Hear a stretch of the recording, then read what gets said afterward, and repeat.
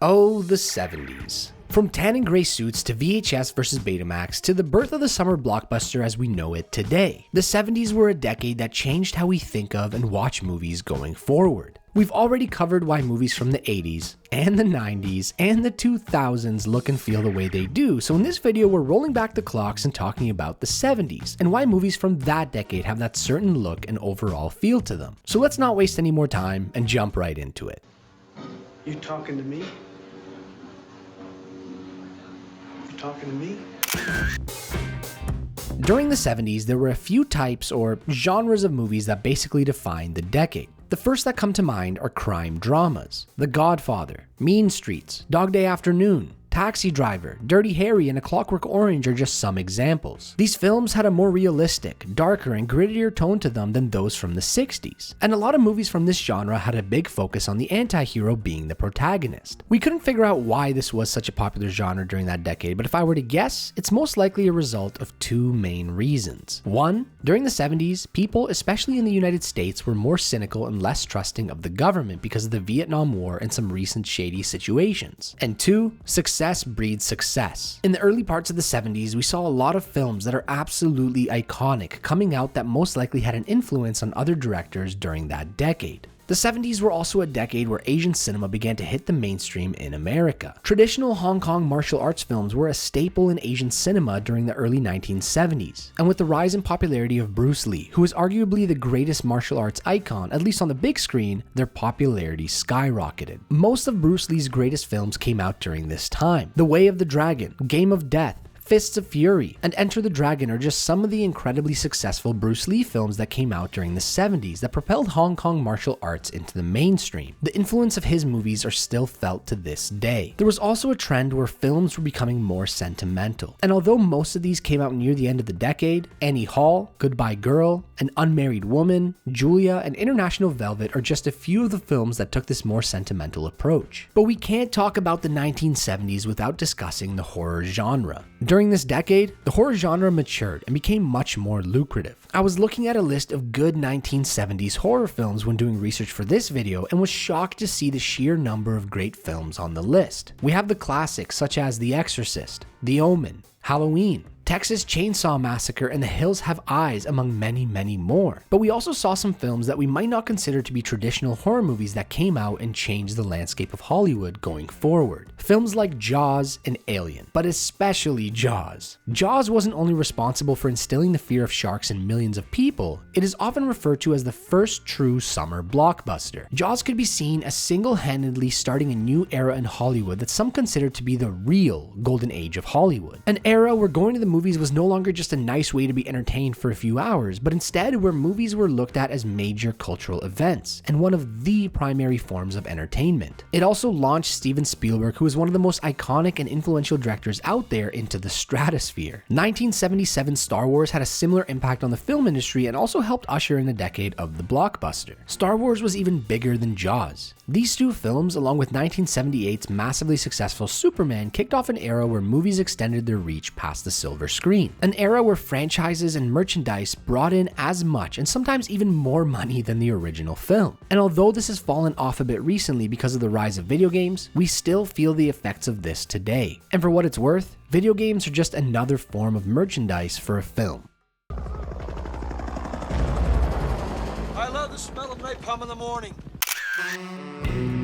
During the 1970s, people in the US were more cynical because of the Vietnam War, all of the shady government dealings that went on behind the scenes, and a bad economy. Films coming out during that decade reflected this more cynical attitude with their darker and overall grimier look. This is probably why so many crime and anti-hero movies came out during that time, and the movies often felt more rough, for lack of a better term. It was 1977 Star Wars that changed this by bringing back the optimistic tone and look of past decades that then went on to kick off the modern era of filmmaking. We also saw many restrictions loosening up during this decade. Restrictions on things such as language, violence, and adult content. This resulted in more films that broke barriers previously considered unthinkable, and most likely a reason why we started to see so much more violence on the silver screen. Without these restrictions being loosened, we probably wouldn't have had the big boom of horror films that we talked about earlier. The 70s were also a time where films felt less manufactured. There were less decisions by committee. Directors had more say in the final product than they did in decades to come, and especially more than they do today. We often hear rumors about how a film was toned down or changed because of the producers or studios wanting it to fit in with their ideas or overall image. A big one that comes to mind is the original Suicide Squad and how the studio really meddled with the final results. During the 70s, there was also a movement towards more gritty realism, and this was in part due to the French New Wave that was popular in the 50s and 60s and began to make its way into American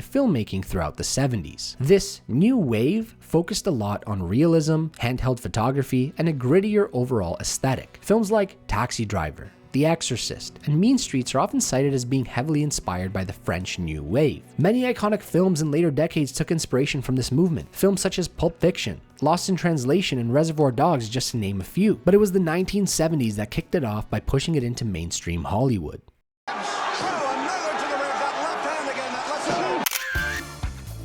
If you love movies as much as we do, you may have noticed a trend where as time goes on, movies are starting to become faster paced. Films today are making more rapid cuts, incorporating more motion, and in general just feel faster. Films from the 70s are generally considered to be slower. There have been many videos on the topic of shortening attention spans and the need to keep audiences more entertained. Hence the need for this increase in motion and number of cuts. Keep in mind that this isn't for all movies. There are still movies today that make use of longer takes. Films that aren't afraid of keeping the camera fixed on a subject to build suspense, or allow the actor to play into the emotion, or whatever other reason. Stylistic choices and shortened attention spans surely have a part to play in this trend, but technology has also been a huge reason for it as well. In the 70s, movies were still filmed and edited on film. If you wanted to make a cut, you'd literally have to splice or cut your strip of film and connect it to another strip of film. If you haven't seen The Fabelmans, then you should check it out if you're interested in older filmmaking and editing techniques. It was nice to see some of that there. With the rise of computers, digital video, and the modern editing workflow, editing has become easier than ever. What used to take hours can now be done in minutes. And because of this, including more cuts is as simple as clicking a few extra times. Whether or not this increase in pace is a good thing, I'd love to hear from you in the comments, but I'm a bit torn. There are situations where having quick cuts and hectic camera movements is very helpful, such as in action films, but not always. One thing I've noticed is that some older films that tend to be a bit slower are actually fairly painful to watch, versus some of the movies that deliberately use slower pacing today. Where films in the past may have felt slower due to technological or cost limitations, films today that take time to slow down do it deliberately, which can feel much better. But besides quicker cuts, in the late 70s we started seeing new technology come out that made incorporating movement in films much easier. It was the invention of the Steadicam in 1975 that changed how films could incorporate motion. Studio Binder has an amazing blog post about the invention of the Steadicam and how it changed cinema. We'll include a link in the description if you want to read it, but the general idea is that before the Steadicam, filmmakers and cinematographers had three options for how they can add movement to a scene. They could use a dolly that offered very smooth motion of the camera but was time consuming to set up, making it unsuitable for lower budget films. You could go handheld where the cameraman would just hold the camera, but cameras back then were heavy and bulky and the shots were often plagued with camera shake. Or you could use a crane, which allowed for a smooth shot with the ability to move vertically, but cranes were large, difficult to set up, and similar to the dolly, not suitable for lower budget productions. Along came the Steadicam, and now camera operators could use the camera in a handheld way but still keep the shot steady while on the move. The Steadicam was first used in the 1976 Best Picture nominee, Bound for Glory. It was also used extensively in the chase scenes on the New York City streets in Marathon Man. And although only its third use, 1976's Rocky used the Steadicam and actually went on to win Best Picture. In Rocky, it was used in the various Philadelphia street training and jogging sequences. It was even used for that super iconic shot of Rocky running up the art museum's flight of stairs. Sony Betamax records a sharper picture than VHS.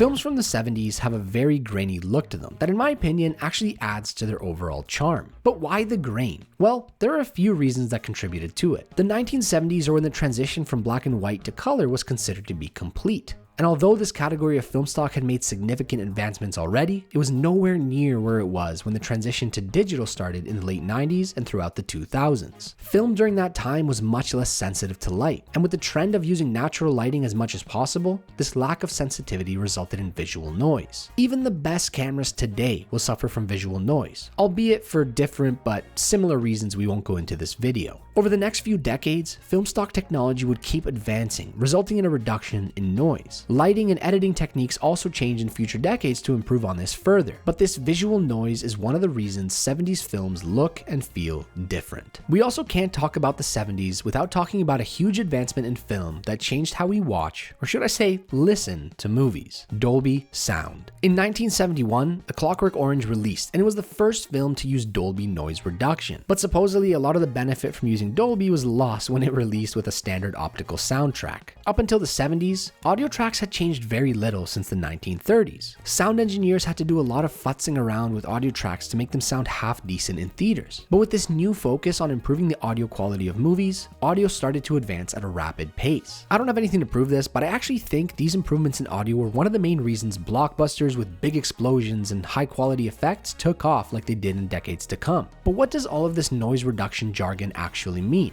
Well, it basically means that annoying hiss a lot of older films had was minimized during the 70s, and the way audio engineers could mix tracks from then on relied less on trying to work around this hiss. And finally, when it comes to the topic of technology, we have to talk about VHS and Betamax. We won't go into the details of each one here, we have another potential video planned for that, but this was a huge advancement in at-home viewing. Before the 70s, unless you dished out some exorbitant amount of money, the only way you could watch movies was either when they were in theaters or when they aired on TV. And I won't lie, this is actually pretty crazy even for myself. It makes me understand why movies were such a huge form of entertainment. It was because of how limited your options were when it came to watching them. Either way, even though Betamax is technologically superior, VHS went on to win the format war for reasons we'll get into in another video, and is something I'm sure folks from the 70s think of when they think of 70s films. Similar to how I think of Blu-ray versus HD DVD in the late 2000s. You keep changing the rules. The 70s definitely had style, and similar to movies from older decades, the style is one of the reasons 70s films have a certain look and feel to them. It's always difficult to narrow down the style of an entire decade, but here we go. The 70s had a lot of psychedelic colors, fitted shirts with giant collars, and bell-bottom jeans that would bring out that disco maniac in you. But one of the defining styles or characteristics of the 70s was actually how washed out and gray the style seemed to be. On top of that, it seemed as if almost everyone wore suits during that time. Whether it was in a club, when doing business, or just because. Suits plus the grays and browns have become a defining trait of the 70s. Even now, when movies take place in the 70s, they tend to use this style. Think of films like American Hustle. They are period pieces that use these suits and colors to really sell the era. But I'm interested in hearing more about the types of styles you think of when you think of the 70s. Leave a comment below. And that's all we have for this video. Thanks for watching. Similar to every other decade, the 70s have a distinct look or feel to their films. I really enjoyed doing research for this video. The more of these videos I do, the more I learn about how each decade helped push the film industry forward, for better or for worse. Are there any other reasons you think 70s films feel different than films from other decades? I'd love to continue the conversation in the comments. If you like this video, make sure to leave a like and subscribe so you don't miss out on some of the awesome videos we have in the works. And until next time, have a good one.